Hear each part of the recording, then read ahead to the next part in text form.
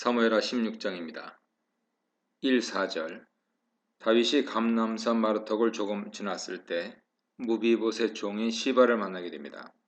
시바는 안장을 지은 나귀에 떡 200개와 건포도 100송이와 여름 과일 100개와 포도주 한 부대를 싣고 다윗을 맞이합니다. 이런 시바의 모습을 본 다윗은 이것이 무엇인지 물었고, 시바는 다윗과 다윗의 가족과 수행원들을 위해 가져온 것이라고 이야기합니다. 이는 사무엘상 25장 18절에서 아비가일이 다윗 병사들을 위해 준비한 음식과 유사합니다. 시바는 설명을 통해 자신이 매우 꼼꼼하게 다윗을 위해 양식을 준비했다는 것을 강조함으로써 다윗 마음에 들기 위해 노력합니다. 그런데 다윗은 이런 시바의 설명이나 음식보다는 무비보셋의 행방에 더 관심을 갖죠. 네 주인의 아들이 어디 있느냐고 시바에 묻습니다. 여기서 다윗은 여전히 시바를 사울 신하라고 간주하고 있는데, 이런 상황이기 때문에 시바는 더욱 다윗의 마음을 얻기 위해 노력하고 있습니다. 다윗 질문에 시바는 무비보셋은 여전히 예루살렘에 있는데 그 이유는 이스라엘 족속이 자기 아버지 나라를 자신에게 돌릴 것으로 기대하기 때문이라는 것이죠. 이는 다윗이 도망간 사이에 다윗 왕위를 찬탈하기 위해 다윗과 같이 도망하지 않고 예루살렘에 남았다고 말한 것입니다. 이런 시바의 말에 대해 다윗은 더 알아볼 생각을 하거나 의심하지 않고 완전히 믿고 화가 나서 무비보셋의 모든 재산을 빼앗아 시바에게 줍니다. 이에 시바는 다윗에게 감사절을 하고 왕의 신하가 되게 해달라고 부탁합니다. 내가 왕 앞에서 은혜를 입게 하옵소서라는 말은 이제 더 이상 사울 신하가 아니라 다윗 신하로 받아달라는 의미죠. 시바는 이전부터 자신을 당신의 종이라고 칭하면서 다윗 신하가 되고 싶어 했지만 무비보셋이 등장함으로 다윗 신하가 되지 못하고 계속해서 사울 집 신하로 있었던 것입니다. 다윗 왕국에서 사울 집의 신하로 지내는 것은 더는 출세할 수 없다는 것을 의미하기 때문에 출세를 하기 원한 시바 입장에서는 매우 불만이 많았을 것입니다. 그러다 자신이 나설 기회가 생기자 재빨리 무비보셋을 배반하고 다윗에게 온 것이죠.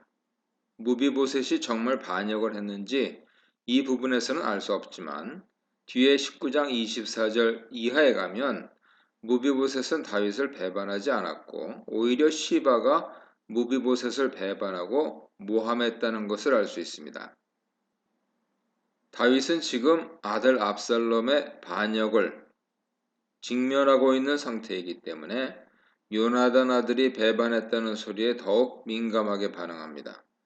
그렇기 때문에 탐욕스러운 인간의 말을 그대로 믿고 무비보셋에게 주었던 모든 것을 빼앗아 그를 모함한 사람에게 줘버린 것이죠. 하나님과 동행하며 하나님 은혜 가운데 있을 때는 요나단과의 약속을 지키기 위해 일부러 무비보셋을 찾아 은혜를 베풀고 함께 지냈습니다. 하지만 하나님 은혜에서 떨어진 이제는 옳고 그름을 분별하지 못하고 하나님 앞에서 요나단과 맺었던 언약까지 깨뜨리려 하고 있죠.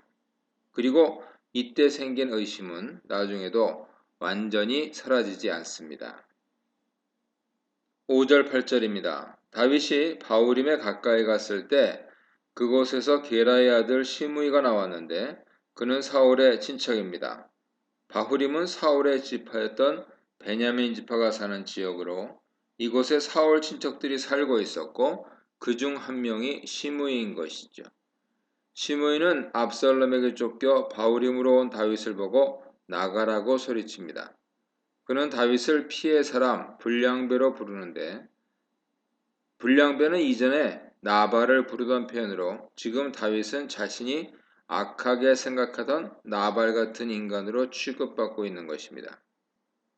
시므이가 다윗을 피의 사람, 살인자로 표현한 이유는 다윗이 반란을 일으켜 사울 집안 사람들을 죽이고 왕이 되었다고 생각하기 때문이죠.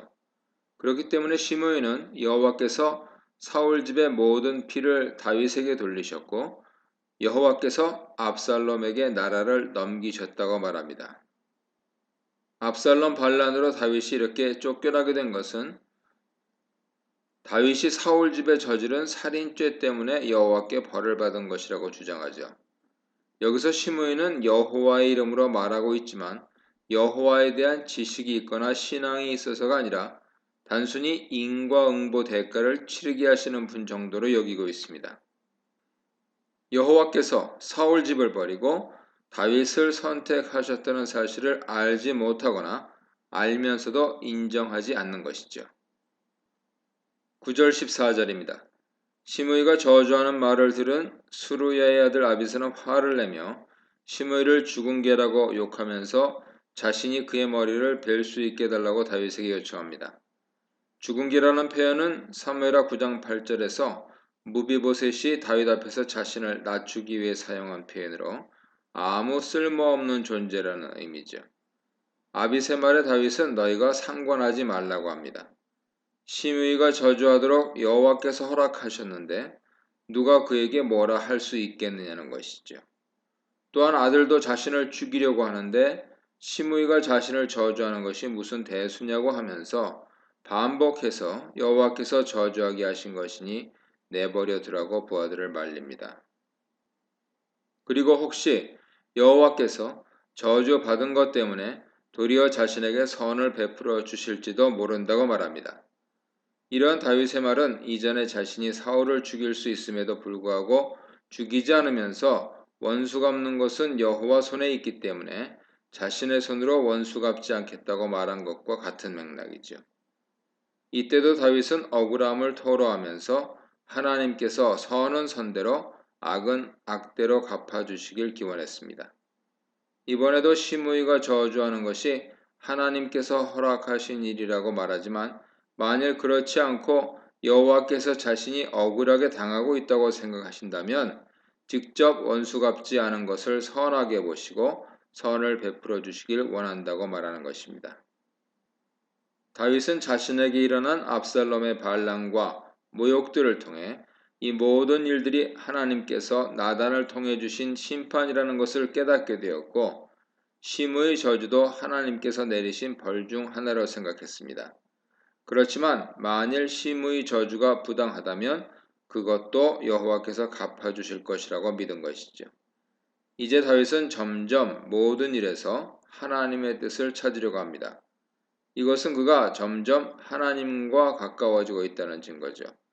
그래서 다윗 일행은 시므이를 무시하고 자신의 길을 갔고 시므이는 산비탈로 따라오면서 계속해서 저주하고 돌을 던지고 흙을 뿌리며 괴롭혔습니다. 이것은 시므의 행동에 지나치다는 것을 보여주는 것으로 결국 시므의 저주는 하나님의 뜻이 아니라 하나님 보시기에 악한 행동임을 암시합니다. 다윗 일행은 시므이의 적대적 행동으로 인해 바후림에서 쉬지 못하고 계속 행군하였고 결국 목마르고 배고픈 상태가 되었습니다.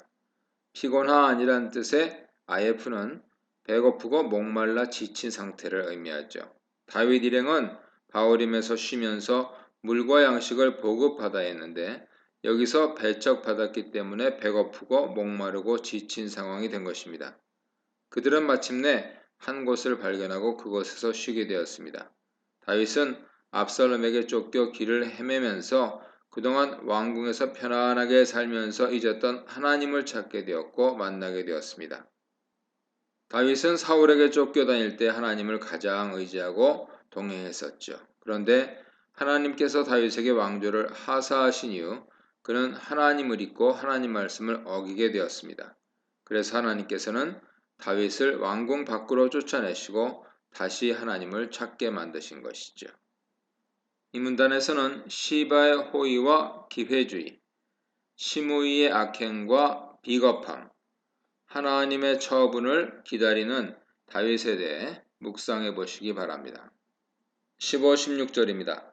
다윗이 비참한 모습으로 도망가는 것과 대조적으로 압살롬은 자신을 지지하는 이스라엘 사람들과 함께 당당하게 예루살렘 성으로 입성합니다. 여기서 화자는 아히도벨이 압살롬과 동행하고 있다는 사실을 일부러 언급하는데 이것은 아히도벨이 압살롬에게 매우 중요한 인물임을 강조하기 위한 것입니다. 압살롬이 예루살렘으로 들어갈 때 후세가 압살롬을 크게 환영합니다. 화자가 후세에 대해 다윗의 친구라고 설명한 것은 후세가 압살롬에게 충성을 맹세하지만 여전히 속으로는 다윗 편이라는 것을 말하기 위함입니다. 그는 압살롬을 마중하고 왕이여 만세, 왕이여 만세를 외치며 환영합니다. 17, 19절입니다. 이런 후세 모습에 후세가 다윗의 친구였다는 사실을 알고 있던 압살롬은 이것이 당신의 친구 다윗에 대한 충성심이냐고 비아냥거리면서 왜 친구를 따라가지 않았느냐고 묻습니다. 여기서 압살롬은 의도적으로 당신의 친구라는 말을 반복적으로 사용해서 후세의 배신을 강조하고 있죠. 이런 압살롬 질문에 자신은 여호와와 이스라엘 백성이 선택한 자에게 속하였으며 그와 함께 있겠다고 하면서 왕의 아버지를 섬긴 것처럼 왕 압살롬을 섬기겠다고 충성을 맹세합니다. 자신이 여호와께서 선택하신 자에게 속하였다고 한 것은 자신은 여전히 다윗의 사람이라는 것을 암시적으로 표현한 것이죠. 하나님께서 선택하신 사람은 압살롬이 아니라 다윗이기 때문입니다. 하지만 현재는 다윗의 부탁을 받았기 때문에 압살롬을 섬기겠다고 말한 것입니다. 하지만 자신의 아버지를 섬긴 것처럼 자신을 섬긴다는 말을 들은 압살롬은 후세가 자신을 여호와께서 선택하신 사람으로 인정했다고 생각했을 것입니다. 이렇게 해서 후세는 다윗이 부탁한 대로 무사히 예루살렘에서 압살롬의 신하로 있을 수 있었습니다. 압살롬이 배신한 후세를 쉽게 받아들인 것은 자신이 아버지를 배반했기 때문에 사람을 배신하는 것이 어려운 일이라고 생각하지 않았기 때문이고 반란을 한 압살롬은 예루살렘에서 한 명이라도 더 지지자를 확보하는 것이 중요하다고 생각했기 때문입니다.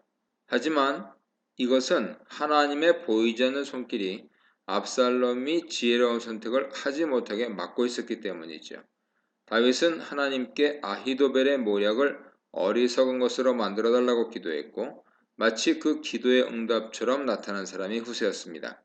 그러므로 지금 진행되고 있는 상황은 하나님께서 다윗의 기도를 이루어 가시는 과정이며 압살롬이 의심 없이 후세를 받아들인 것은 하나님의 간섭하심이 있었다고 볼 수 있습니다. 20, 23절입니다. 후세를 신하로 받아들인 압살롬은 아히도벨에게 이제부터 어떻게 하면 좋을지 계획을 말해보라고 합니다.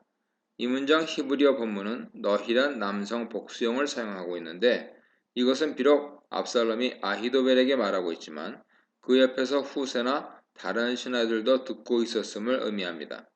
이런 압살롬 물음에 아히도벨은 다윗이 남겨둔 후궁들과 동침하라고 제안합니다. 그러면 압살롬이 다윗의 미움을 받는다는 것을 다들 알게 될 것이고 압살롬과 함께 있는 사람들이 더욱 힘을 얻을 것이라고 하죠. 전 왕의 후궁들과 동침하는 것은 고대 근동에서 전 왕을 폐위하고 자신이 새로운 왕으로 등극하여 권력과 모든 재산을 차지했다는 상징적인 행동이었습니다. 하지만 이스라엘에서 아버지의 첩을 취하는 것은 근친상간으로 간주되어 금지되어 있었습니다. 하지만 아히도벨은 하나님의 율법보다는 고대 근동의 관행을 따라 압살롬이 백성들에게 자신이 새로운 이스라엘 왕이 되었다는 것을 보여줄 것을 조언했죠. 아히도벨은 또한 이런 행동을 다윗이 듣게 되면 압살롬을 미워하게 될 것이고 압살롬과 다윗의 관계는 회복할 수 없는 지경이 될 것이라 예상했습니다. 그러면 압살롬을 따르는 사람들은 더욱 긴장하고 힘낼 수밖에 없게 된다고 말했습니다.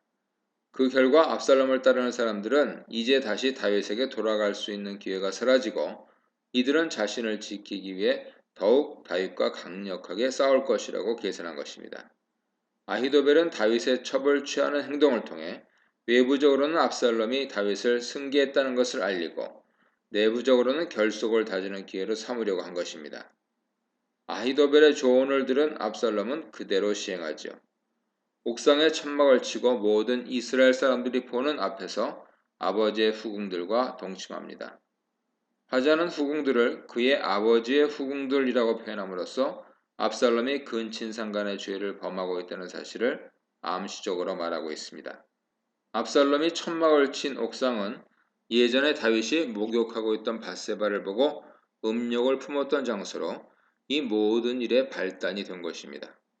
옥상이란 장소를 통해 화자는 왜 다윗에게 이런 치욕스러운 일들이 벌어지게 되었는지 독자들로 하여금 떠올리게 합니다. 공개적인 장소에서 다윗의 첩들이 강간을 당하는 사건은 1차적으로 나단 선지자가 다윗에게 예언한 것이 성취된 것입니다. 나단은 다윗에게 네가 내 눈앞에서 네 아내를 빼앗기고 네 이웃들에게 주리니 그 사람이 네 아내들과 더불어 백주에 동침하리라. 너는 은밀히 행하였으나 나는 온 이스라엘 앞에서 백주의 이 일을 행하리라 라고 말씀을 전한 것이 문자적으로 이루어진 것입니다. 온 이스라엘 앞에서 라는 단어가 두 부분에 공통적으로 사용되어서 하나님 말씀이 그대로 이루어졌다는 것을 강조하고 있습니다. 다윗은 지금 하나님께 받는 벌을 통해 한 걸음 한 걸음 하나님께로 돌아오고 있었지만 하나님께서는 다윗 죄에 대해 계속 선거대로 시행하고 계시며 사해주지 않고 계신 것이죠. 본문은 언급하지 않지만 압살롬이 다윗의 첩들을 강간한 것은 암논이 다말을 강간한 것에 대해 다윗이 아무런 조치를 취하지 않은 것에 대한 보복의 의미도 있습니다.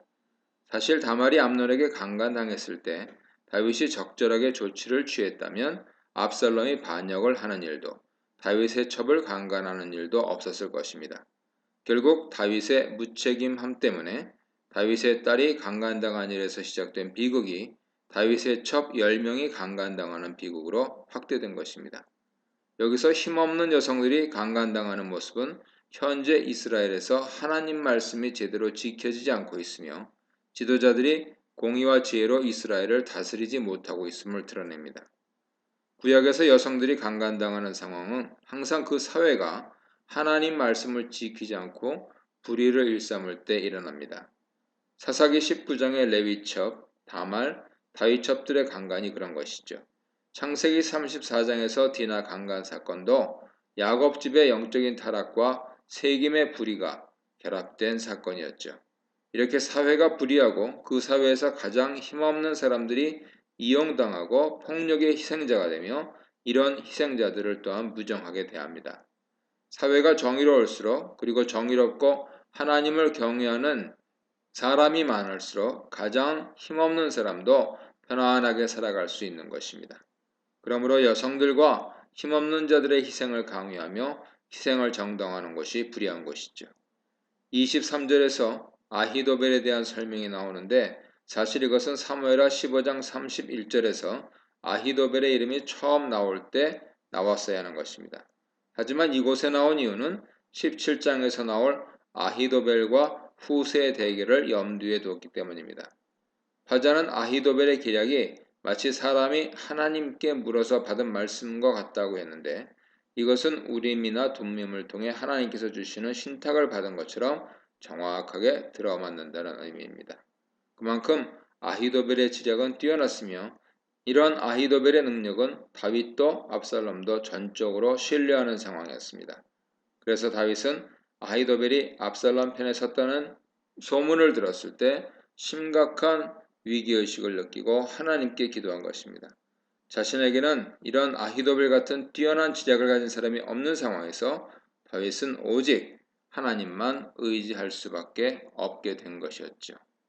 이 문단에서는 후세의 지략, 아히도벨의 조언, 아히도벨 조언의 영향력에 대해 묵상해 보시기 바랍니다.